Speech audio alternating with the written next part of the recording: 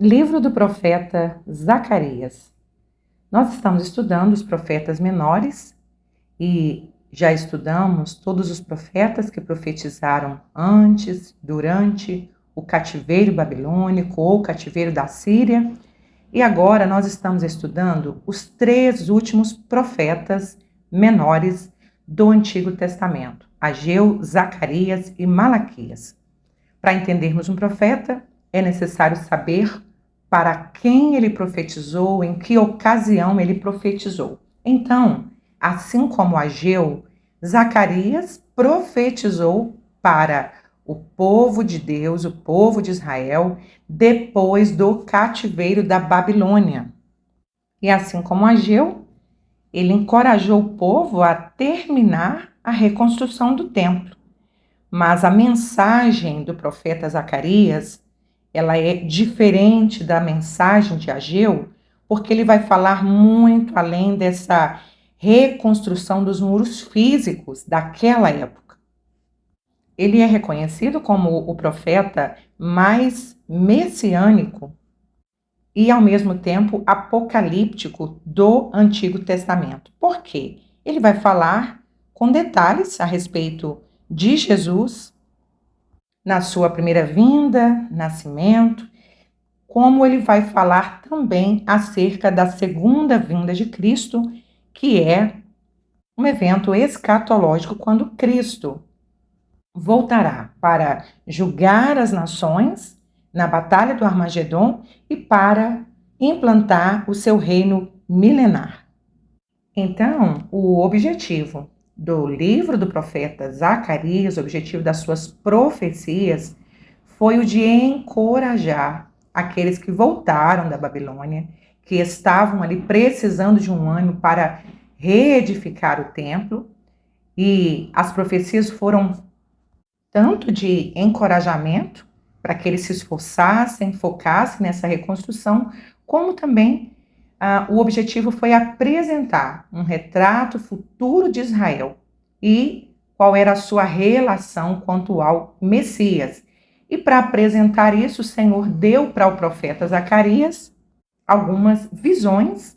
São 8 revelações no total que Zacarias recebeu de Deus e nós vamos estudar agora.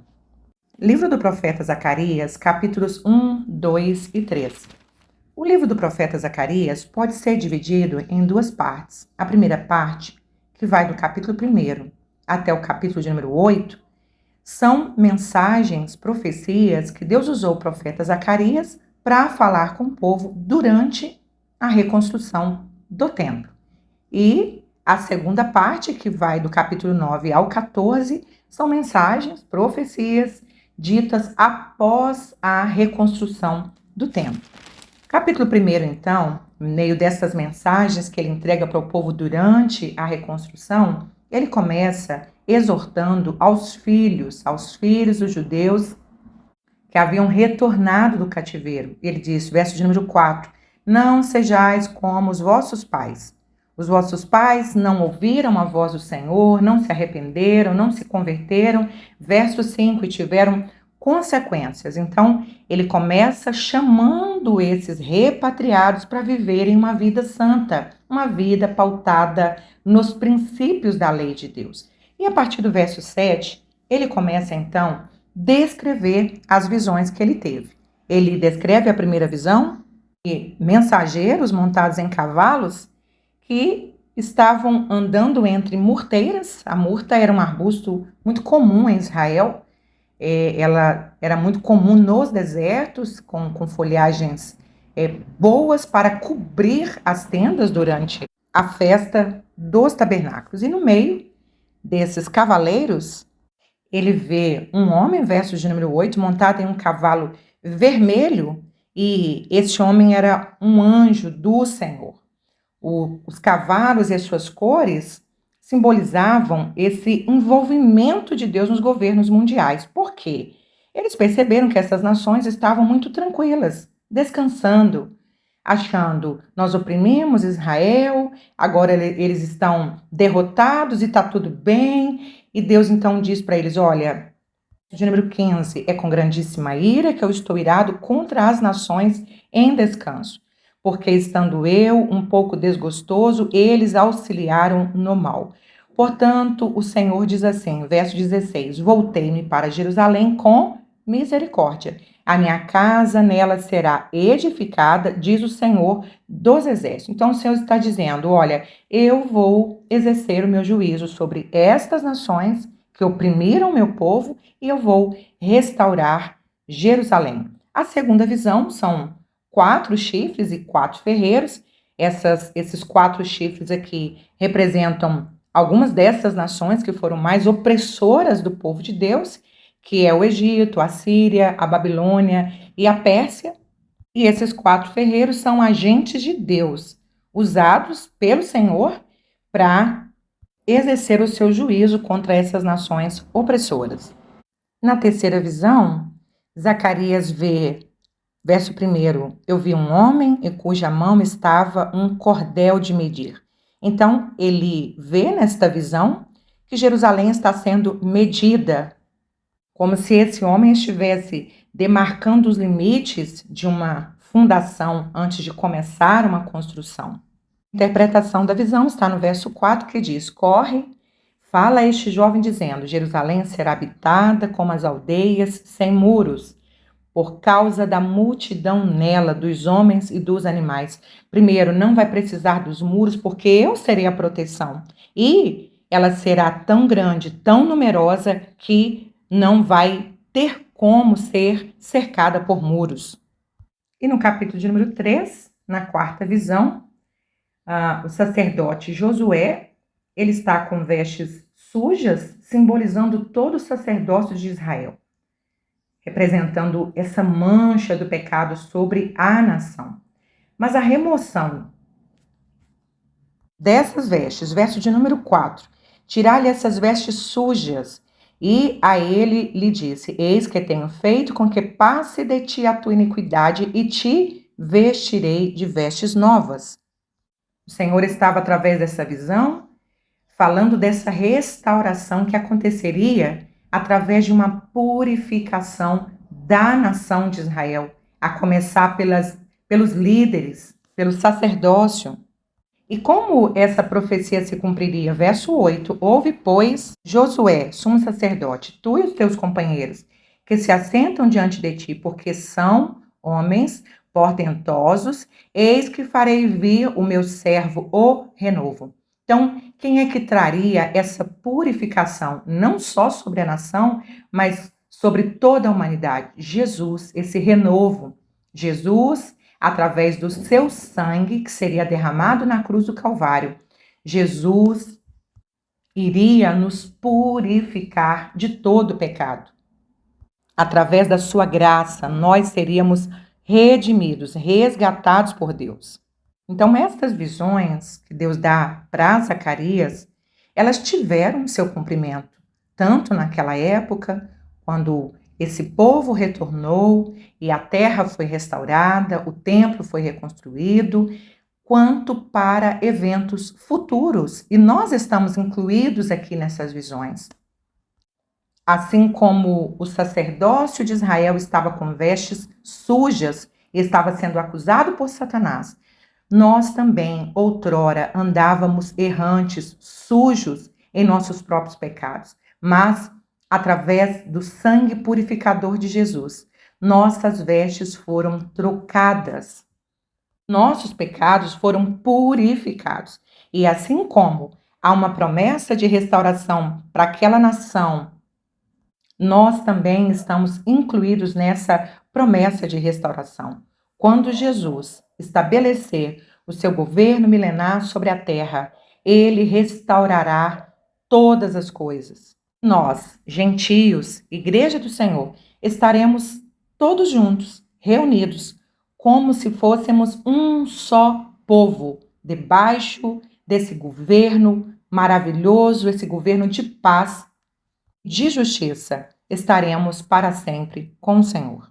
Livro do profeta Zacarias, capítulos 4, 5 e 6. No capítulo de número 4, Deus dá uma visão para o profeta e ele vê um candelabro de ouro, que tem 7 lâmpadas, e em cima desse candelabro tem 2 oliveiras, uma de cada lado, e elas estão continuamente reabastecendo esse candelabro. O azeite era esse combustível que Deus havia ordenado na construção do tabernáculo, nesse utensílio, que eles deveriam ser reabastecidos de azeite para que a lâmpada no templo não se apagasse. Então, ele era o combustível para manter essa chama acesa. E aqui o Senhor mostra que ele está sendo, de uma forma ininterrupta, ele está sendo reabastecido por 2 oliveiras. E o profeta pergunta o que significa, e o Senhor responde que as 2 oliveiras representam Zorobabel, que era o governador de Judá, e Josué, que era o sumo sacerdote. Então, esses 2 líderes, eles são mostrados aqui como sendo esses canais, esses instrumentos. Através deles, o poder do Espírito Santo vinha sobre a nação. Então, simbolizados pelo óleo que alimenta as lâmpadas, esses homens recebiam de Deus, mas eles eram apenas o instrumento para Deus abençoar o seu povo. No verso número 6, o Senhor está mostrando, através desse reservatório reabastecido por essas oliveiras, o Senhor está mostrando, olha, nunca foi pela força humana, nunca foi pela força da nação de Israel. É o meu Espírito que está sustentando vocês. Verso de número 4, não por força nem por violência, mas pelo meu Espírito, diz o Senhor dos Exércitos. Nós somos apenas os instrumentos que Deus usa, mas o poder vem dele, a unção vem dele. É ele que está nos sustentando, tanto nós, os profetas, os líderes, quanto o seu povo, que está recebendo através de nós os seus mensageiros. No Antigo Testamento, o Espírito Santo ele vinha só sobre algumas pessoas que tinham chamadas específicas, como, por exemplo, os profetas, os sacerdotes, os reis, ou aqueles que recebiam uma missão para executar. Mas a promessa é que esse Espírito Santo seria derramado sobre toda a carne. A promessa se cumpriu em Atos 2. O Espírito Santo passou a ser derramado sobre toda a carne e passou a habitar dentro de nós. A profecia é: ele estará em vós, dentro de vós, e não apenas sobre vós, como acontecia na primeira aliança. Capítulo de número 5, na 6ª visão, o profeta vê um rolo que voa, representando aqui uma maldição que se espalha pela terra. E esse pergaminho, ele é descrito como sendo um agente que contém essas maldições, que consegue espalhar essas maldições. Então aqui o enfoque é essa transgressão do indivíduo e não os pecados da nação como um todo. Cada pessoa é responsável por suas próprias ações, pelos seus próprios pecados, e cada pessoa individualmente será julgada por Deus. A 7ª visão é uma mulher em uma cesta, representando a maldade ou pecado do povo, da nação. A mulher fica confinada dentro desse cesto, simbolizando aqui a contenção desse mal, e na visão aparecem 2 mulheres, verso de número 9, que pegam essa cesta e levam em direção à Babilônia. A Babilônia era esse símbolo, naqueles dias, de idolatria, de perversidade, e observamos aqui então o Senhor mostrando para o profeta uma remoção do pecado da nação.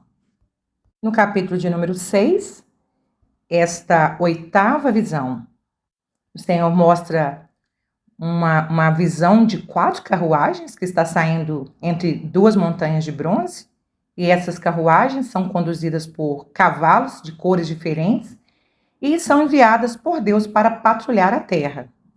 Isto mostra claramente o poder de Deus sobre todas as nações, sobre todos os reinos, especialmente contra as nações que sempre oprimiram tanto a nação de Israel quanto o povo de Deus. Então, essas visões são descritas até aqui, e aqui se completam essas 8 visões, mostrando especialmente a soberania de Deus. Então, ele começa mostrando um Deus soberano prestes a intervir no mundo, E aqui ele termina mostrando esse Deus Todo-Poderoso enviando seus anjos para julgar as nações. Então, lembrando que essas profecias, elas foram tanto para os dias de Zacarias, quanto para um futuro escatológico, quando Deus vai intervir novamente, diretamente sobre a terra, na grande tribulação. Ele vai executar o seu juízo, e depois dos 7 anos da grande tribulação, teremos o início da era messiânica, que é o reino milenar de Cristo. Profeta Zacarias, capítulos 7, 8 e 9. Capítulo de número 7 é uma resposta a uma pergunta do povo. O povo quer saber se eles deveriam ou não continuar com aquele jejum anual que eles faziam, relembrando a destruição de Jerusalém, quando eles choravam e lamentavam e ficavam sem comer. Então eles querem saber se eles devem continuar ou não, já que o templo nem está reconstruído. E Deus não responde diretamente a essa pergunta, mas o Senhor diz para eles. Versículo de número 5. Quando vocês jejuavam e pranteavam, vocês, durante 70 anos, fizeram isso pensando mesmo em mim? Ou vocês só fizeram isso por um ritual? E Deus então diz para eles o que ele já havia dito através de vários profetas, a mesma coisa. Verso de número 9. Olha, eu prefiro que vocês sejam retos, sejam justos. Eu tenho mais prazer na retidão de vocês, na vida santa de vocês, do que nesses sacrifícios. Executai juízo verdadeiro, mostrai piedade, misericórdia a cada um seu irmão. Não oprima a viúva, nem o órfão, nem o estrangeiro, nem tente o mal contra o seu irmão no seu coração. Em outras palavras, o Senhor está dizendo, olha, se o jejum de vocês, o ritual, eles não forem acompanhados de uma vida reta, de compaixão, de justiça e de santidade, eles não serão aceitos. Eu não recebo esse tipo de jejum, que é feito uma barganha, querendo me agradar, sem arrependimento de pecado e sem uma vida justa. Da mesma forma, hoje, o Senhor exige de nós uma vida santa, uma vida reta, e não uma vida de rituais, de caridade em 2, 3 dias da semana e o restante de uma vida entregue aos prazeres carnais, às paixões pecaminosas, cumprindo apenas um ritual da religião. O que o Senhor quer de nós, como seus servos, é um relacionamento diário de uma vida ética, santificada, pautada na sua palavra e no prazer de viver o reino de Deus, e não simplesmente para atrair a bênção de Deus. E no capítulo de número 8, depois de uma dura repreensão, no capítulo de número 7, aqui o Senhor vai trazer uma mensagem ao povo de restauração e de salvação. O Senhor promete que essa cidade se tornaria a cidade fiel, verso de número 3. Ela se tornaria a morada do Senhor dos Exércitos. Verso de número 4, as praças dessa cidade seriam um lugar de repouso para os idosos. Verso 5, um lugar que estaria cheio de crianças, sem violência, sem correr o risco de serem violentados. Verso de número 6, seria um lugar abundante de paz e de alegria, um lugar maravilhoso para viver. No entanto, para que o povo pudesse usufruir dessas bênçãos maravilhosas, verso 16, eles deveriam falar a verdade, eles deveriam ser justos, segundo a verdade dos princípios da palavra de Deus. Verso 17, não deveriam pensar mal no coração contra o próximo. Verso 17, deveriam amar o juramento falso. Verso 19, deveriam amar a verdade e a paz. Ou seja, vocês querem usufruir dos benefícios do meu reino? Esse reino tem direitos, mas tem deveres. Eu faço minha parte de abençoar vocês e vocês me obedeçam, vivam os meus princípios. Isso é reino de Deus. O reino de Deus que nós vivemos hoje é esse reino invisível de um domínio de Deus sobre nós. É estar debaixo do governo, do senhorio de Cristo, debaixo da sua palavra, das suas diretrizes, em um relacionamento com Deus. Quando nós oramos a oração do Pai Nosso, nós dizemos: venha a nós o teu reino, seja feita a tua vontade. Esse é o relacionamento que Deus quer. Não com rituais, não com sacrifícios apenas, não apenas indo ao templo prestar culto, mas uma vida diária, uma vida constante de relacionamento com Deus. E no capítulo 9, já começa a série das profecias que Deus usou o profeta Zacarias para falar com o povo depois que o templo já estava reconstruído. Capítulo 9 tem profecias que falam acerca do julgamento de Deus sobre estas nações que oprimiam a nação de Israel, e tem promessas também de restauração sobre o povo de Deus. E nessa profecia da restauração, o profeta Zacarias, ele vai falar sobre a vinda do Messias, que seria o início dessa restauração. Então fala sobre a vida de Cristo, sobre a sua obra, sobre a glória do Messias, de forma que nenhum outro profeta mencionou. Esse rei de Israel, ele viria, mas não viria montado num cavalo poderoso, com armamentos de guerra. Ele viria humilde, montado sobre um jumento. Verso de número 9. Alegra-te muito, ó filha de Sião. Exulta, ó filha de Jerusalém. Eis que o teu rei virá a ti. De que maneira? Justo, salvador, pobre, montado sobre um jumento, sobre um asninho, filho de jumenta. Essa profecia se cumpriu e nós temos o registro dela em Mateus capítulo 21, dos versos 1 ao 11, sobre a entrada triunfal de Jesus em Jerusalém, quando ele entrou montado em um jumentinho. Então aqui, Zacarias estava profetizando 500 anos antes do cumprimento dessa profecia. Mateus 21, verso 5 diz: Dizei à filha de Sião: eis que o teu rei aí te vem humilde, assentado sobre uma jumenta, sobre um jumentinho, de animal de carga. Verso 4, ora, isso tudo aconteceu para que se cumprisse o que foi dito pelo profeta. E uma multidão, verso de número 9, gritava: Hosana ao filho de Davi, bendito que vem em nome do Senhor. Hosana nas alturas.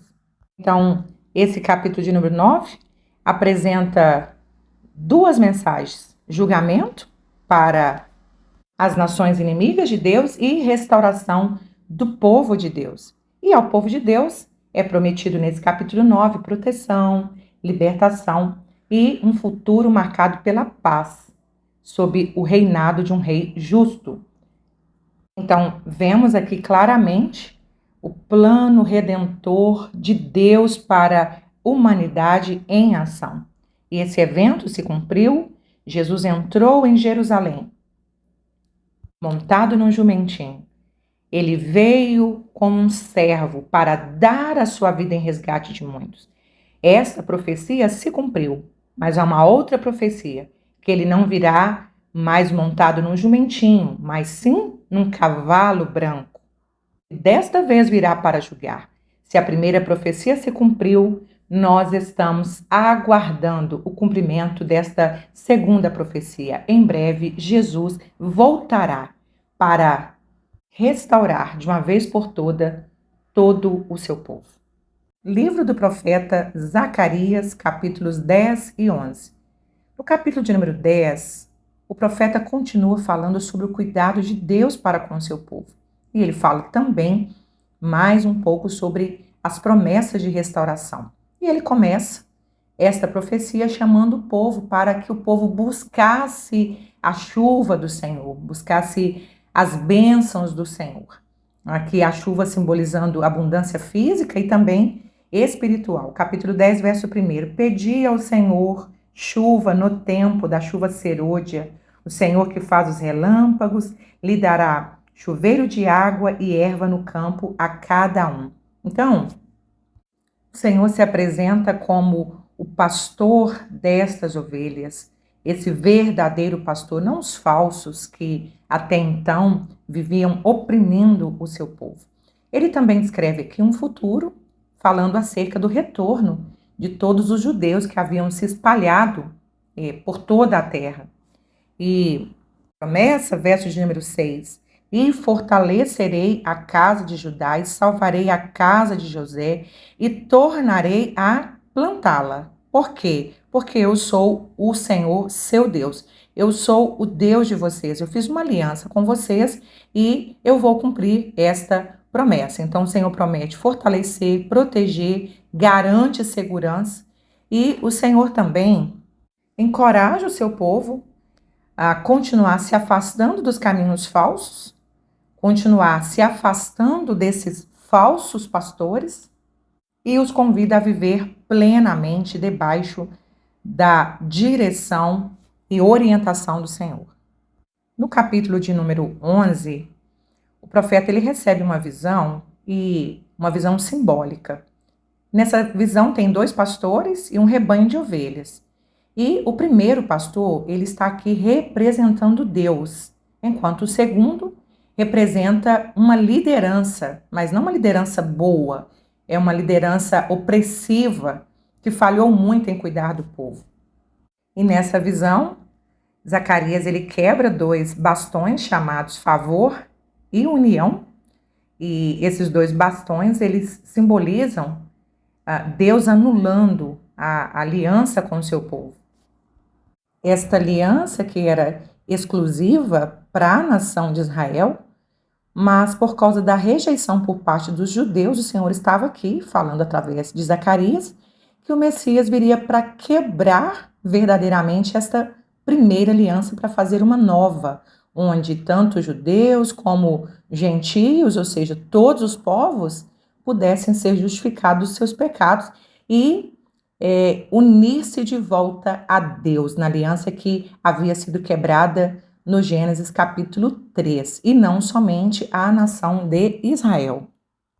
Paulo, escrevendo aos Gálatas, capítulo 3, verso 28, ele diz que não há judeu, nem grego, nem escravo, nem livre, nem homem, nem mulher, pois todos são um em Cristo Jesus.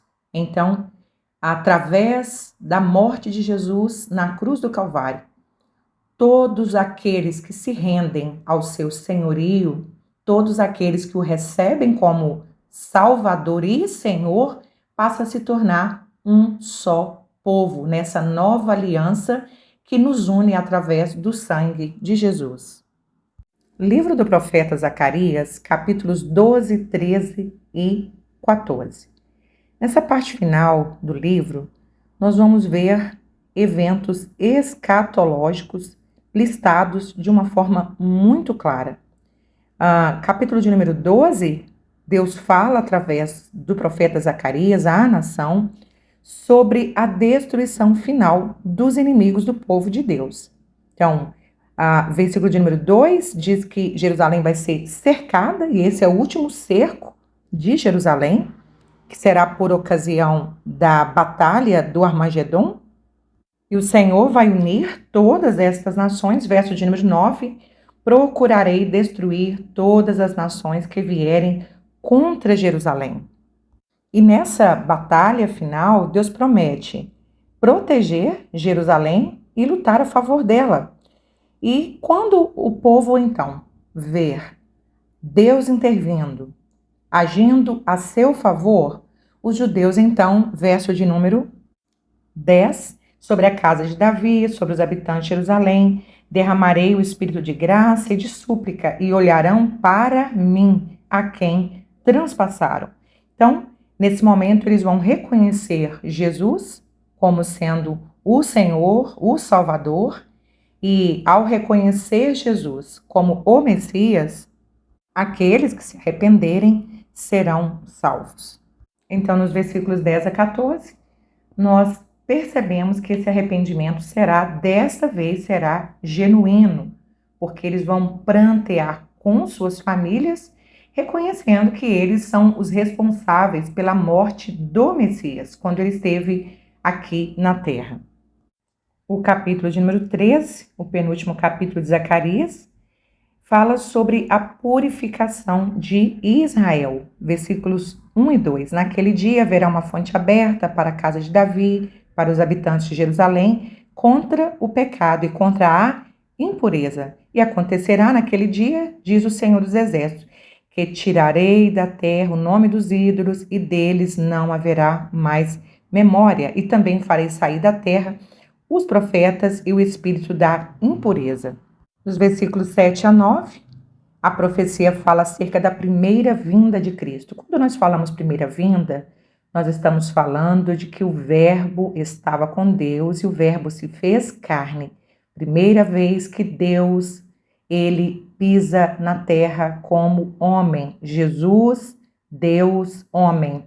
Ele então vem à terra para nascer, para morrer, para resgatar o homem em uma nova aliança com Deus. E no arrebatamento, Jesus ele não vem na terra. A igreja vai sair da terra e se encontrar com Jesus nos ares. Quando nós falamos da segunda vinda, estamos falando da segunda vez que Jesus, Deus, pisará na terra e desta vez para pelejar a favor de Israel e implantar o seu reino milenar. Verso 7 diz que esse pastor, Jesus, seria ferido, suas ovelhas seriam dispersas, falando dessa dispersão que houve entre o povo de Deus depois da morte de Jesus. Versos de 8 e 9 diz que o remanescente será, porém, remido, purificado e restabelecido em um relacionamento de uma nova aliança com Deus. Capítulo 14 vai descrever como será essa batalha final, a batalha do Armagedon. Verso de número 2 diz: Eu ajuntarei todas as nações para a peleja contra Jerusalém. A cidade será tomada, as casas serão saqueadas. Verso de número 3: E nesse auge dessa guerra, o Senhor sairá e pelejará contra estas nações, como pelejou no dia da batalha. Verso 4: Naquele dia estarão os seus pés sobre o Monte das Oliveiras, que está defronte de Jerusalém para o oriente. E o Monte das Oliveiras será fendido pelo meio, para o oriente, para o ocidente. Haverá um vale muito grande, metade do monte se apartará para o norte e a outra metade dele para o sul. Verso de número 5 final: Então virá o Senhor, meu Deus, e todos os seus santos contigo, ó Senhor. Então, passa-se 7 anos da grande tribulação. No final dos 7 anos, juntam-se essas nações contra Jerusalém.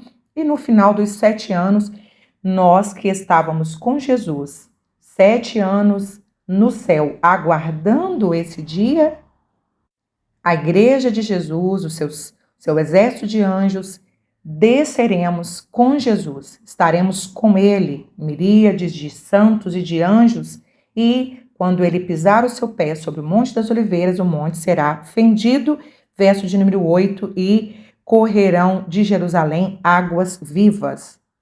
E Jerusalém, então, será restaurada como uma nova Jerusalém. Verso de número 9, o Senhor será rei sobre toda a terra. Naquele dia, um será o Senhor e um será o seu nome. Verso 11, habitarão nela, nessa nova Jerusalém, não haverá mais anátema, porque Jerusalém habitará segura. Assim como Ezequiel 47 fala dessas águas purificadoras que levariam vida para o Mar Morto e traria uma restauração sobre a cidade. Verso de número 8 aqui também diz que águas vivas correrão de Jerusalém. Verso 11, não haverá maldição, a cidade será segura. Verso 14, haverá riquezas vindas de outras nações que serão juntadas na cidade santa. Versos 20 e 21, não haverá mercador na casa do Senhor e o seu reino será caracterizado pela santidade. Verso de número 10, essa Jerusalém será exaltada e habitada no seu lugar. Tudo em volta será transformado e a cidade será um ponto central acima de todo Israel. Nisso, observamos nessa profecia que Jerusalém se tornará a cidade de Deus. Jerusalém liberta, glorificada, cheia de santos. Será a nova capital teocrática, eterna, onde o Rei dos Reis reinará para sempre. Estudaremos mais detalhes da escatologia quando estivermos estudando o livro do Apocalipse. Estudar o livro de Zacarias, em meio a tantas guerras, em meio a tanto caos, enche o nosso coração de esperança. Saber que em breve tudo será restaurado e nós estaremos debaixo para sempre desse reino maravilhoso de Cristo.